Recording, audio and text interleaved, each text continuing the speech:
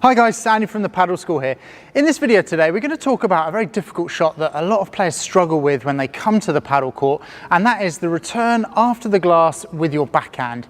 Now, we've previously done a video on the forehand side, playing it after the glass, but the backhand is a little bit more complicated due to the technique and the contact point, things like that. So in this video, we're going to cover the type of serves that go into the glass and how you can expect the rebound, the technique for actually hitting this shot, and also where you should be trying to hit this shot if you can. Please hit the subscribe button. It shows me that you're enjoying this content, but also it's putting it out in front of more paddle players and therefore helping grow the sport internationally.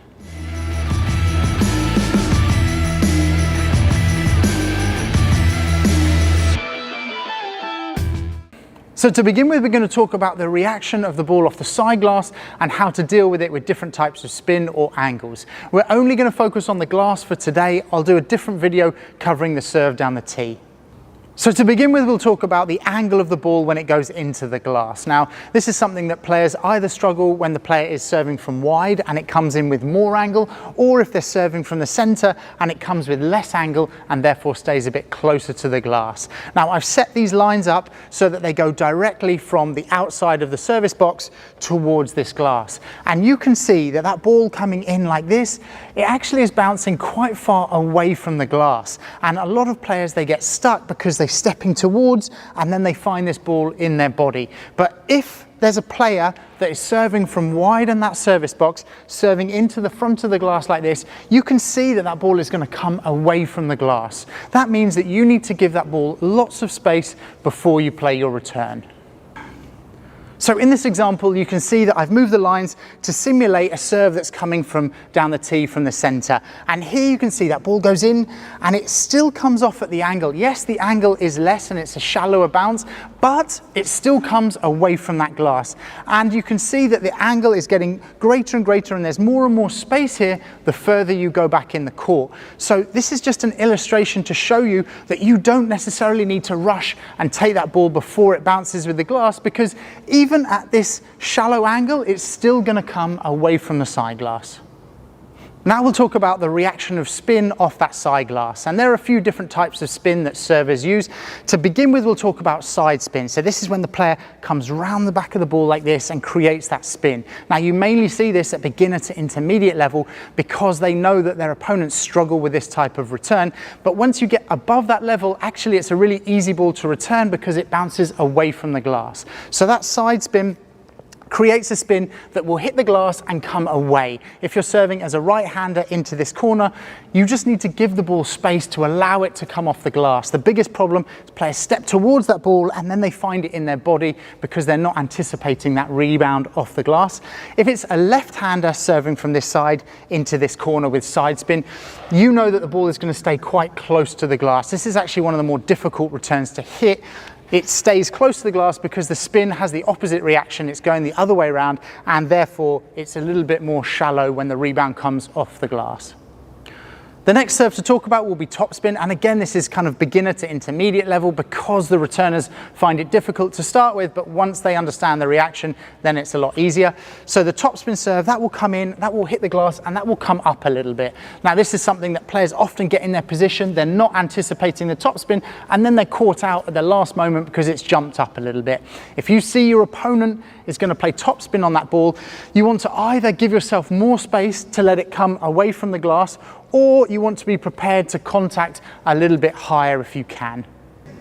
The next variety we'll talk about will be flat. So this is without spin. This is normally where players hit the ball a little bit faster and it comes into this glass, and the reaction of the ball with the glass will be almost exactly as we put out with the lines, where it will come off a reaction like that. The problem that players face when the ball is a little bit faster is if they don't prepare early enough or turn their body, then they get into real trouble because it becomes a last-minute rush.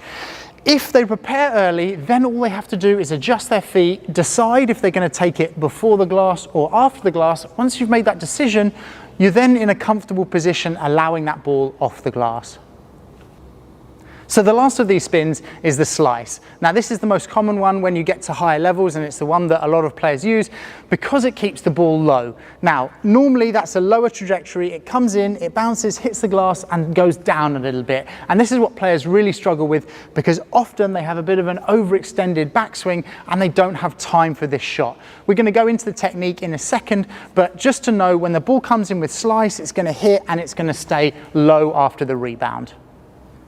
So when we talk about the technique for this, the most important thing is the preparation. As soon as you see that ball going to the left-hand side of the body, you know it's a backhand. Whether you take it before the glass or afterwards, it's going to be a backhand. So from your ready position, you immediately take that racket back, you turn your shoulders, and you start adjusting your feet to where you want to hit the ball. Now, if that ball is coming in off the glass, you give it a little bit of space. You can see here that my racket is not too far back. I'm not having a huge swing at that ball. My elbows are quite close to my side because it's a compact shot, and here you just have a nice compact swing through to contact the ball just in front of your right hip and go through the ball like that. Now the backhand is more difficult than the forehand because it's really important to get that contact at the front of your body. It's very difficult to kind of hit the ball if your contact is behind that, yeah? So in the forehand it's a little bit easier because you can contact back here and you can use your wrist to try and control the ball, whereas the backhand, you really have to try and get that contact just in front of your body.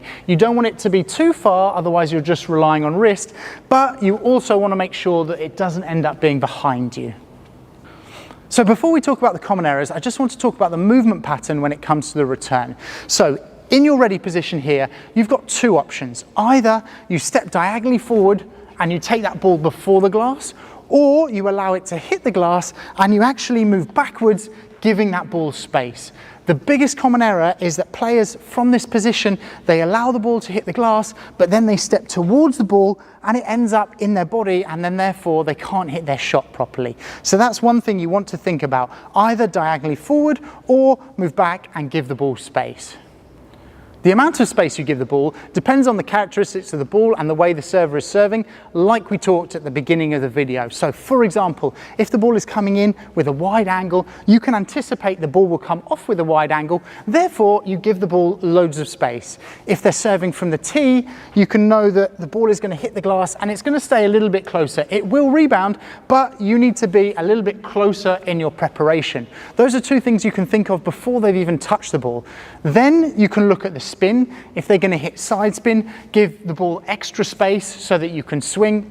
If they're going to hit slice, then you want to have your racket a little bit lower in preparation, and also it can be shorter. If they hit a fast slice, which is the most difficult of the serves, you want to have your racket low and not too far in the take back, because from here it's easier for you to block up like this rather than being in a full back position and then having a desperate lunge at the ball.